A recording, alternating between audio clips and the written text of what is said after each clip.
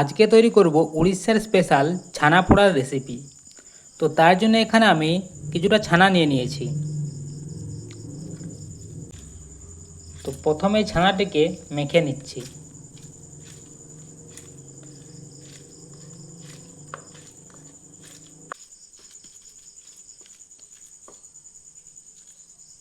ছানাটি এখানে মাখা হয়ে গেছে। এরপর এখানে দিচ্ছি কিছুটা সুজি।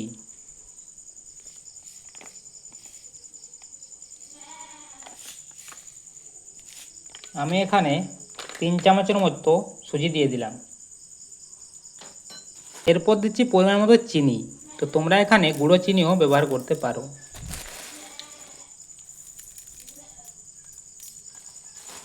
দিচ্ছি সামান্য বেকিং সোডা।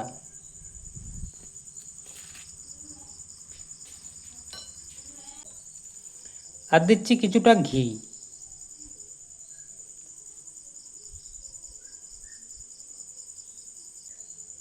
এরপর এখানে হালকা জল দিয়ে এই সব কিছু ভালো করে মেখে নেব।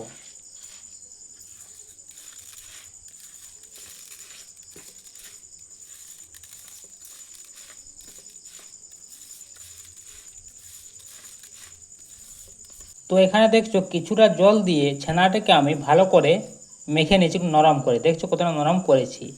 এরপরই 15 মিনিটের মতন রেখে দিচ্ছি, যাতে এই সুজিটি এখানে ভিজে যায় আর যে চিনিগুলো দিয়েছি সেগুলো গুলিয়ে যায়। তো 15 মিনিটের মতো এটিকে রেখে দিচ্ছি রেস্টে। এখানে ছানাটিকে মেখে 15 মিনিট হয়ে গেছে। এরপর এখানে দিচ্ছি দুটো এলাচ আর কাজু আর কিশমিশ, যেগুলো আমি কেটে নিয়েছি ছোটো ছোটো করে।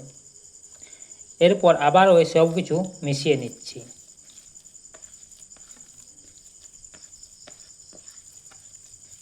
এরপর যে পাত্রটিতে ছানা পোড়াটি তৈরি করব সেটিতে দিচ্ছি শাল পাতা। তো তোমরা এই শাল পাতার পরিবর্তে কলা পাতাও দিতে পারো। তো আমার কাছে এখন থাকেনি, তো তার জন্য আমি এখানে দিয়ে দিলাম শাল পাতা।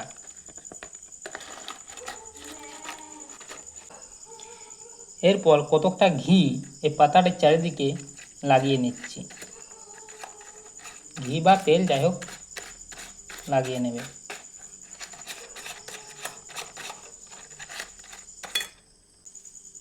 এরপর এই ছানাটি এখানে দিয়ে দিচ্ছি।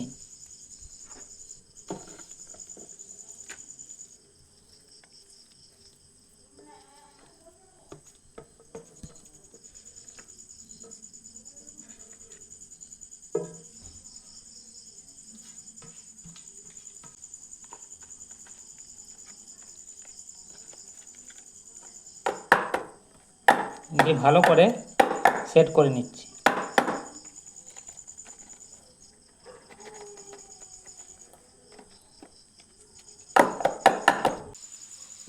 এরপর কড়াইয়ে এখানে কিছুটা নুন নিয়ে নিয়েছি এবং নুনটিকে আমি গরম করে নিয়েছি। এরপরে নুনের উপর দিয়ে দিচ্ছি একটি পাত্র। তার উপর দিয়ে দিচ্ছি এই ছানাটি, যেটি এই পাত্রের মতো রেখেছিলাম।